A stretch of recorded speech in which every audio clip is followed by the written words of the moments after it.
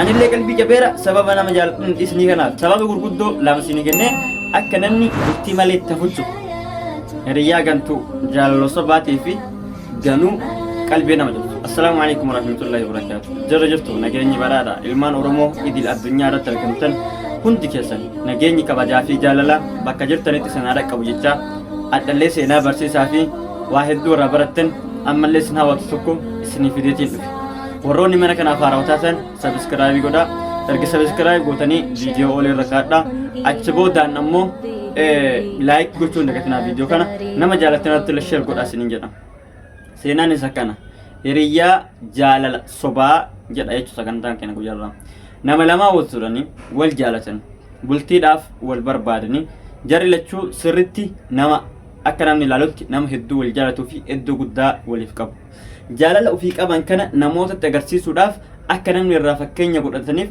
yaada hedduu qaban namoonni hedduus yoo isaan argan jaalalli akkanas yeroo kana ni jiraa jedhan hin dinqisiifatan jaalala akka isaanii osoo qabaanne jedhanii wal yaadanii jechuun jaalala akka isaan qabanii san argachuudhaaf namoonni hedduu hawwaatiin turanii jechuun akkasumallee jaalala isaanii kan isaanis namootatti agarsiisuu hedduu jaalatan iddoo cidhaa gabayaa akkasumallee iddoo walgeettii garagaratti harka wal qabachuudhaan ammallee waliin bashannanuudhaan miira gammachuu ibsuudhaan waliin kolfanii waliin siqachuudhaan waliin deeman garuu dhugaan ture kanaa miti gaaf tokko akkasumatti osoo wajjin jiraataa turan dhugaan icciitii jidduu jala lamaanii bahuun duratti jaalalli isaanii akka inni ture intalti sun namni isin jaalatte nama dhageettii qabudha nama akkaan qabeenya qabuu fi namoonni hedduu isa jaalatanidha namoonnis dhageettii isaa ammallee kabaja isaaf qaban kana laaltee itti dhihaatte malee eenyummaa namummaa isaa keessatan hin jaalanne jechuudha isiinis qabeenya kana itti dhihaattee isa wajjin fayyadamuuf jiraatte innillee bareeddina fuula isii waan hedduu bareedduuf jecha itti dhihaatee ergasii ammoo isii jaalate isiin irraa fayyadamuuf waan itti dhihaateef dura dantaa isaa irraa hin qabdu jaalala jechuudha akkas osoo waliin jiraataran gaaf tokko balaan hamaawwii nama kana mudate wanti inni ta'e qabeenyi isaa balaa ibiddaatiin gubatee guyyaa tokkotti barbaada inni illee rifatee qabeenya kanaaf jecha osoo dhama'u mana san keessatti fuulli isaa gubate erga fuulli isaa gubatee namni birmatee fi ibidda san keessaa fuudhan ibidda san keessaa fuudhanii isas yaalanii fuulli isaa wal qabate haafayyuu malee fuula isaa bareedaa duraa sanitti deebi'uu hin dandeenye fuulli isaa gubataa fi gadaannisa qabu ta'e ergasii inni intala ofii jaalatan hin qaba waan ta'eef itti dhihaatee ammaan tan waa hunda dhabeetiin jira qabeenyi isaa hin jiru bareenni fuula isaa badeetiin jira namoonni hedduun sababa sanitti kan dura bareedina fuula isaatiin itti dhiyaatan irraa fagaatanii akkasumallee namoonni qabeenya isaatiif itti dhiyaatan hedduun isaanii irraa baqatanii jiran amma namni inni qabu tokkochi jaalallee isaati ka bultii waliin ijaaratee wajji jiraatu jiru ammallee hedduu jaalatuu fi isinis na jaalatti jedhee yaadu tanaa jechuudha amma gaa deemee isii bira dhaqee anarraan tan qabeenyas dhabeetiin jira namoota hedduuf of biraa dhabeetiin jira bareedinni fuula kiyyaas hin badeera arraan tana wanti an qabu tokko si bichaadha si malee wanti naaf hin jiru jedheen isinillee eegasa laalte booda qabeenyi isaas barbadaa'uu beettee akkasuma bareedinni fuula isaa ka isiin durii jaalatu kunis irraa badee dhageettiin inni hawaasa keessatti dhageettii qabu sunillee harkaa hammaatee namoonni hedduun qubatti qabaara waan ta'eef maal jetteen akka jaaladhe si osoo hin taane isa kaleessaa san jette isa fuula bareeda qabuu fi qabeenya hedduu qabu san malee isaadha fuulli gubatee fi hiyyeessa rakkataa kanaa miti jetteen namicha hedduun qalbii cabdee rifate ergisanii ammoo harka isaa ofirraa darbitee inni bu'ee faana deemnaan itti dhiistee biraa deemte jechuudha ergisanii kophaa isaatti hafee qabeenyas dhabee bareedinni fuula isaas hafee achi boodaan abdii muratee hafe jechuu namni kun maaf intalli tun yeroo namoonni akkasitti isatti hawwanii fi inni illee ittiin boonaa turetti isa jaalattii fi iddoo guddaa isaaf qabdi fakkaatti haa ta'utii malee kanaaf faallatti wanti isin itti dhiyaateef qabeenya waan ta'eef qabeenyi badee jennaan isin illee waliin badde asirratti wanti gurguddaa isin barachuu qabdan lamaan isin hanqabadhee dhufetu jira jalqaba irratti jaalalli bareedina fuulaa irratti ijaarame fuulli bareedaa sun badee jennaan akka badu akka irraa baratan viidiyoo kanarraa gabaabbii naannee baratan isin osoo adda fuula bareedaa san inni qabaatee qabeenya dhabdullee bareedina fuula isaatii fi dhageettiin inni nama keessa qabu saniin wajji jiraachuu dandeetti haa ta'uti ammoo jaalalli isii fuula irratti waan hundaa'eef fuulli isaa badee jennaan isa dhiiste jechuudha akkasuma qabeenyaaf jecha namni nama dhiyaatillee guyyaa qabeenyi bade akka nama biraa badu viidiyoo kanarraa hubanna. Isiin qabeenya san itti fayyadamaa turte, ittiin jiraataa turte, iddoo bashannanaa garaagaraa deemtee ittiin bashannantee, iddoo silaa namni dhaabbatu kamuu ittiin dhaabbattee waan namni silaa hin uffanne olitti itti uffataa turte. Har'a qabeenyi kun balaa tasaatiin barbadaa'e, namni kun ammoo harka qalleessa ta'e. Harka qalleessa ta'uu isaa argitee jennaan tuffattee isa dhiiftee biraa deemte jechuudha. Kun maal nu barsiisaa? Jaalalli qabeenya irratti ijaarame qabeenyuma waliin akka badu irraa baranna jechuudha. Namoota hedduu walitti dhufan agarra. Erga walitti dhufanii bultiin isaanii ni deeggamti. Namoonni hedduu wal jaalatanii osoo walitti hin dhufin addaan bahan. Sababbiin kanaa maalidha?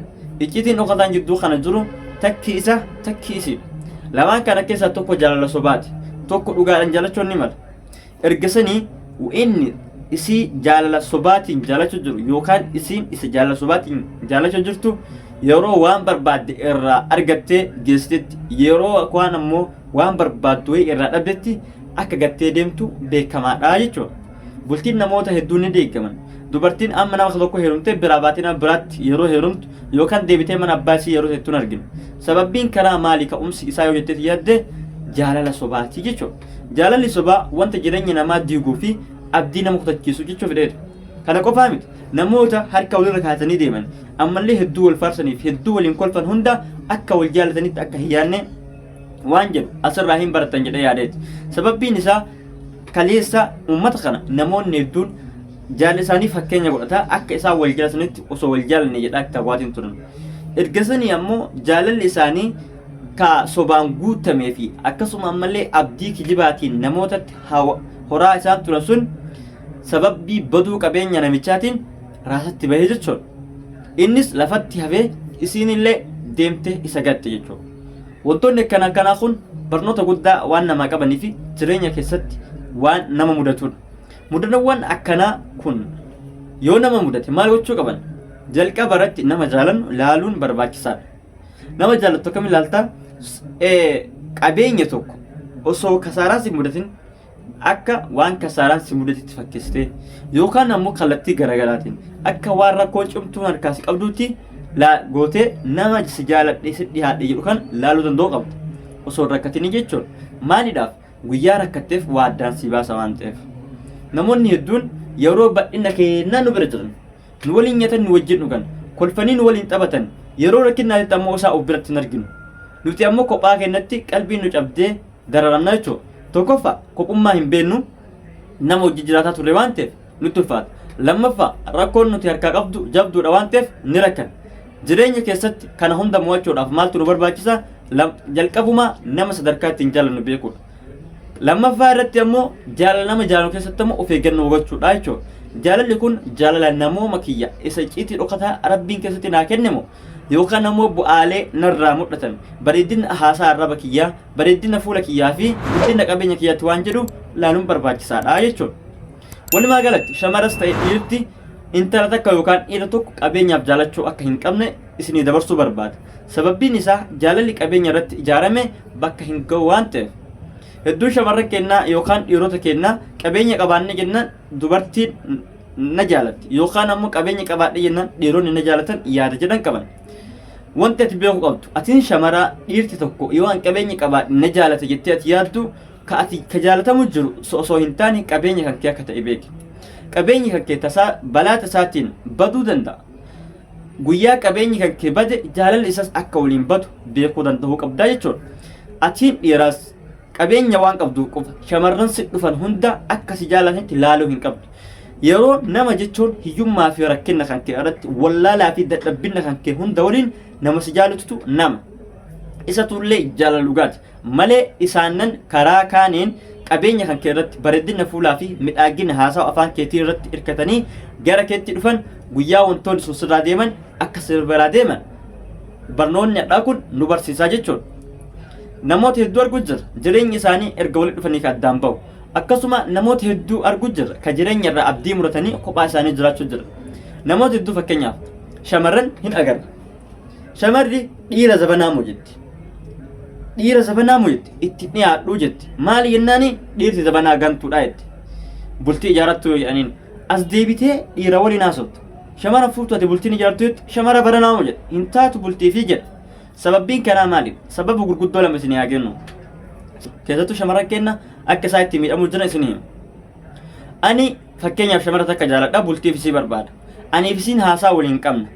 Haasawa yeroo waliin qabnutti namni biraa gubbaan dhufee dawwalaa eenyu jettee gaafatti.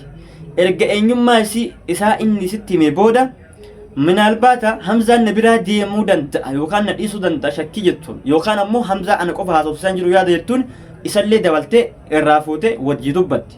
Nama jaalattu qabaa jettee gaafatta. Lakkiin qabu jettee waliin haasofti. Sa'aatii dura nama kanaaf kennitu gara namicha kaanis qooddeetti. Namichi kunis isii biizii godha. Haaraa waan ta'eef. Ammas deebi'ee ani si shakkuu eegala. Osoo nu lamaan wajjin isii wajjin haasoo jirru qaamni sadaffaan dhufa. Erga sadaffaan dhufee booda maal taati? Isiin dhuftee kanallee wajji dubbatti. Guyyaa 2-3 kolfitee waliin taphattee yoo jettee walitti dhiyaatan. Hariiroo jaalalaa keessa waliin seentee ergasii ammoo jarri lamaa yoo na dhiistillee kunuun jira ammaarraaqii jettee laallatti. Akka fakkeenya namni dukkaa yookaan suuqa tokko qabu kastamarii yoo dhufee meeshaa wayii gaafate meeshaa tokko yoo qabaate meeshaa sana namni biraa yoo gaafate jiraate yoo inni fudhanni si'ii kennaa rakkoon qabu jedhee akka waan lakkoofsa fudhatutti fudhattee qopheeffattee kaa'atti jechuudha. Anillee jalqaba isii wajjin haasaa ture namire ta biraa dhuftee na dubbisti yookaan naqee dubbisa. Aniif isiin wal baranna. Ta'amma jalqaba waliin haasaa rutana waliinillee turre waliinillee baranne waan ta'eef tana wajjin haasaa. Minaalbaata yoo tunna dhiifte tana wajjin bultii jaaladha yaada waan qabu jechuudha. An tana waliin kolfee osoo taphadhu tana waliin jaalalli na qaba.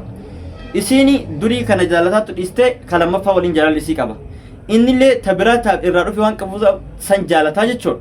Achi booda maal taati isiinillee lafattafti. Isiinillee nama sadii wajji haasaatti ana namoota lamaan dubaan dhufan. Anillee isii fi nama biraa wajjin haasaara nama lamaan haasa'u jira. Jara lamaanii walqixa sa'aatii kennuu hin danda'u waan ta'eef jireenya kiyyallee oofadha waan ta'eef tanallee yookaan isiin akka an isiin feetu an ta'uu fi dhabee na dhiisti. Yookaan tun akka an fedhu isiin naa ta'u dhabdee isii dhiisa. Isiinillee dhiisee tuunis na dhiistee an lafattafa. Ergasii ammoo taan dhiisa sanillee namni biraa dhiisee isiinis lafattafti. Isiinis qalbii cabdi. Eenyuun sababa nama jaalatteetiin. Anillee qalbii cabeera sababa nama jaalattiin dhiisnii kanaaf. Nulachuu lafattafnaa jechuudha.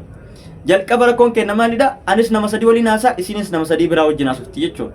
Kun dogongora jireenya bultii namaa akka namni bultiin seene nama taasisu tokko jechuudha. Lammaffaa irratti akkana. Ani nama tokko jaaladha.